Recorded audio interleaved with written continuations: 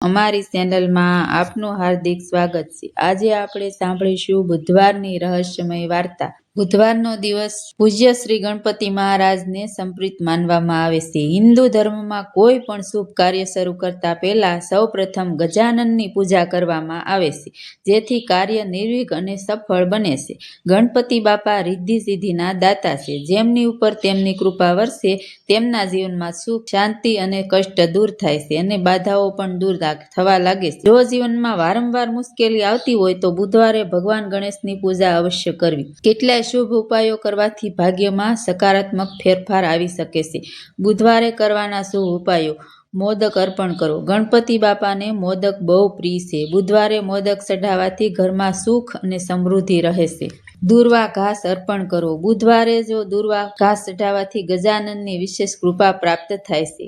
ગાયને લીલું ઘાસ ખવડાવો। આ ઉપાય કરવાથી ગણપતિ બાપા પ્રસન્ન થાય છે અને બુધ ગ્રહ મજબૂત બને છે। બુધ મંત્રનો જાપ કરો। બુધવારે બુધના બીજ મંત્રનો 14 વાર જાપ કરવાથી કરિયર અને વ્યવસાયમાં આવતી બાધાઓ દૂર થાય છે।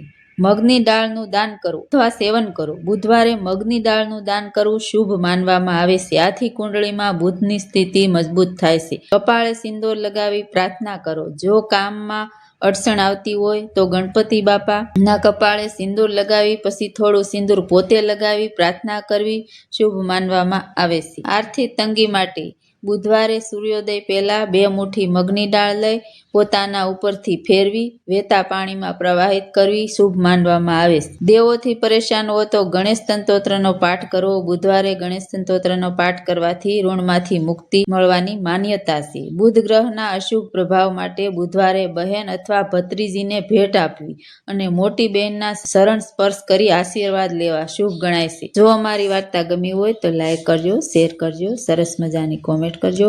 ફરી મળશું આપણે આવી નવી વાર્તા સાથે। ત્યાં સુધી બધાને જય ગણેશ, હર હર મહાદેવ।